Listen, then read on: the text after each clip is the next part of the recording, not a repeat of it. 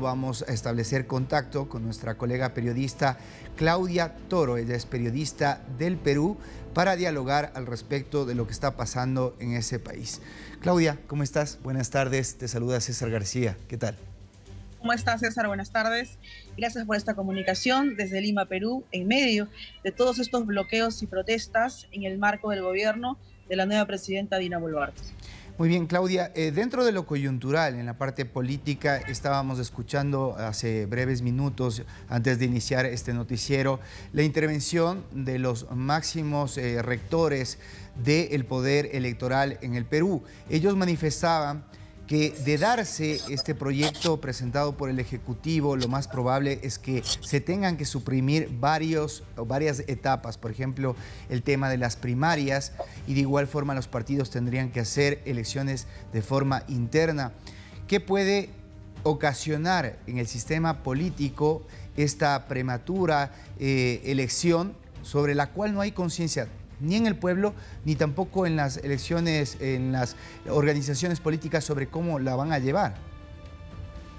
Así es, César, tú has narrado en parte lo que estamos padeciendo en este momento en Perú, pero quería añadir y resaltar que estos organismos que tú has mencionado en la cronología son precisamente los mismos organismos que respaldaban a Pedro Castillo, que respaldaban políticamente a Castillo, que hoy está en la cárcel, pese a que tenía decenas de denuncias en flagrancia por corrupción, por saqueo del Estado, y aún cuando dio el golpe de Estado con el cierre del Congreso y su intento de huida a la Embajada de México, en donde fue capturado, aún con todas estas pruebas y evidencias, estos organismos siempre lo respaldaron.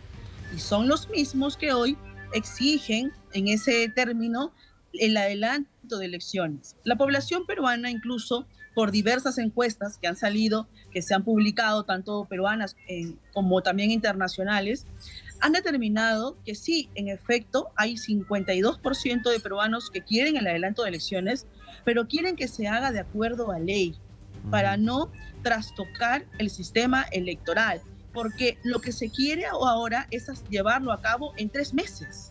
Claro. Estamos en febrero y hay un proyecto de ley que también se ha rechazado, en donde quieren introducir el referéndum para el cambio de constitución. Entonces, no estamos hablando, César, de un proyecto para adelanto de elecciones para, de alguna manera, paliar o calmar o reducir las protestas sociales. Pero ¿quiénes hacen estas protestas sociales? Porque aquí, en esta cobertura que se realiza de muchos medios internacionales, no se habla de los millones de peruanos que vienen siendo perjudicados y que están exigiendo al gobierno de la señora Dina Boluarte que salga las Fuerzas Armadas a respaldarlos, a cuidarlos, porque son un grupo de personas. Incluso tú mostrabas hace rato imágenes del bloqueo de la carretera de Huancayo, de la región Junín. Tengo que denunciar internacionalmente porque he recibido decenas de llamadas de la zona de Huancayo, donde conozco a muchas personas allá, incluso periodistas, empresarios, personas que trabajan, que señalan que el bloqueo de esta carretera no son huancaínos, no son personas de esa región. Ellos no quieren ningún tipo de bloqueo. Ellos han marchado por la paz, César. Son miles de personas y están rechazando que han ingresado violentistas, manifestantes, que son hasta vándalos, que han golpeado a mujeres, a niños, que han intentado pasar para venir a Lima por la carretera central. No son de la región de Junín, son de Huancavelica, que es otra región. Entonces, lo que estamos viendo, por pruebas y evidencias, y videos y denuncias de las personas, es que hay una especie de ataque simultáneo en las regiones. ¿Para qué? Para que haya estos bloqueos y surja como efecto de presión política contra el gobierno de la señora Dina Boluarte. En Lima no hay ningún paro, en Lima no hay ninguna manifestación. Solo existe un grupo de personas que han venido de provincias, de un pueblo, de un solo pueblo de Cusco, porque si tú mandas a tus periodistas y camarógrafos a Cusco, vas a encontrar miles de personas que denuncian el bloqueo porque están siendo afectadas y no están de acuerdo con los reclamos que se hacen. ¿Cuáles son? El cambio de constitución a la fuerza, a través de la violencia y muerte de peruanos inocentes y el adelanto de elecciones, pero como un binomio, ¿no? No es solo adelanto de elecciones, es la Asamblea Constituyente, modelo popular, como en Cuba, en Venezuela, que ni siquiera es por elección de representante, sino populista. Bien. Paralelamente se está desarrollando un proceso que está en análisis en el Congreso para poder incluir dentro de este proceso por golpe de Estado a varios ministros que estuvieron acompañando a Castillo.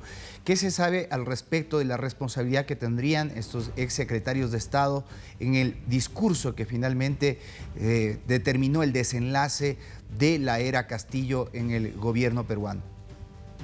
César, hay implicancias muy graves.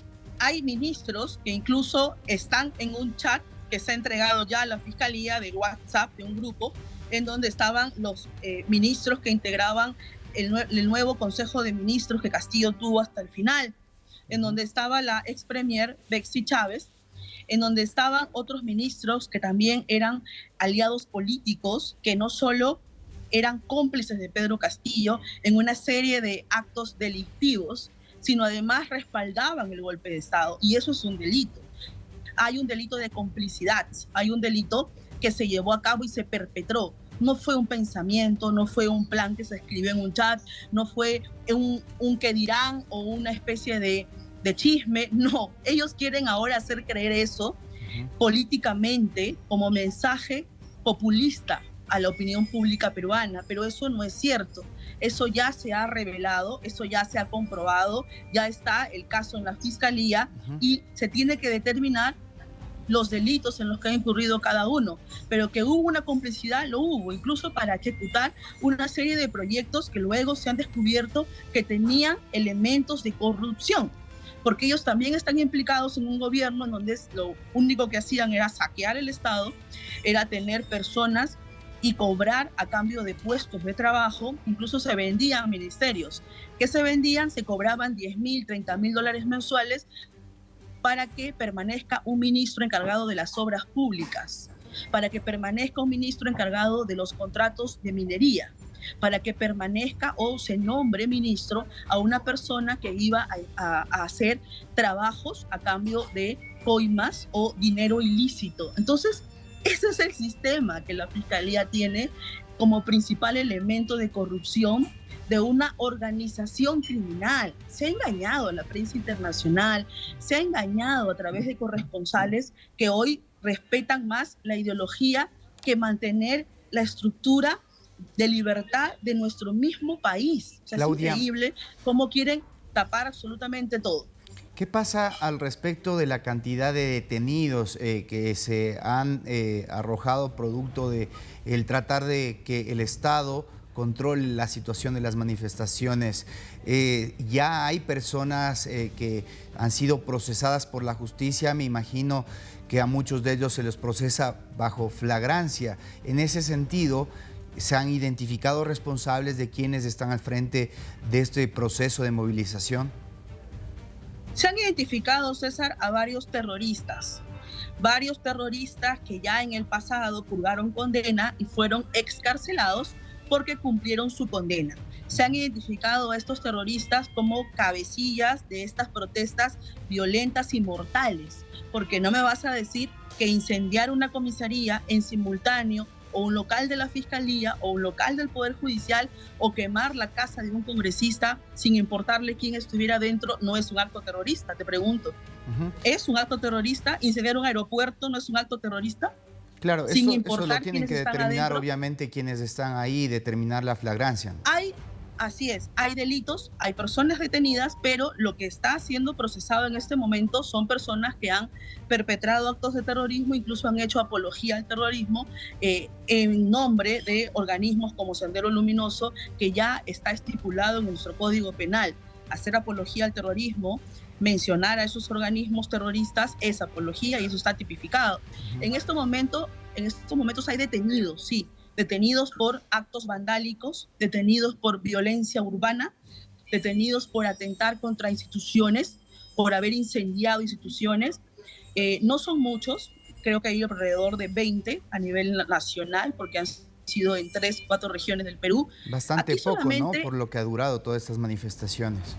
Así es, porque lo que vemos en el Perú es que son 3 regiones, básicamente, en donde se han dado estos ataques simultáneos de violentas protestas. Es Apurímac, donde está Puno, que es límite con Bolivia, que es apoyado y respaldado por los Ponchos Rojos de Bolivia, obviamente encabezado por Evo Morales, que es ya una persona ideologizada que apoyaba y respaldaba en todo, incluso venía a Perú y se reunía con Pedro Castillo en Palacio de Gobierno. Eso todo el mundo lo sabe. Muy bien. Ahora viene al Perú y ya nosotros el Congreso ha rechazado la presencia de Evo Morales y él ya no puede ingresar al país porque venía a liderar ataques violentos. Entonces es Apurímac, es Andahuaylas, es Cusco, incluso Cusco ha denunciado, y eso tiene que saberlo el mundo entero, Cusco, que vive del turismo, ha denunciado que está siendo casi extorsionado y amedrentado por un grupo violento que les impide salir a vender, que les impide trabajar, que les impide transitar, porque son violentos. Claro. Y han exigido la misma población que ingresen Claudia, a las Fuerzas Armadas. Muy amable por esta información al respecto de cómo está la coyuntura el día de hoy en el Perú, en donde hay dos escenarios. El uno, el político, que ustedes están siguiéndolo a través de la señal de DNews, a la expectativa de saber si finalmente alguno de los proyectos que han sido presentados de adelanto de elecciones llegan a definirse, y por otro lado la crisis social que nos ha descrito varios de sus factores nuestra colega Claudia Toro. Muy amable, que tengas un excelente fin de semana. A ti, César, un abrazo desde Lima, Perú.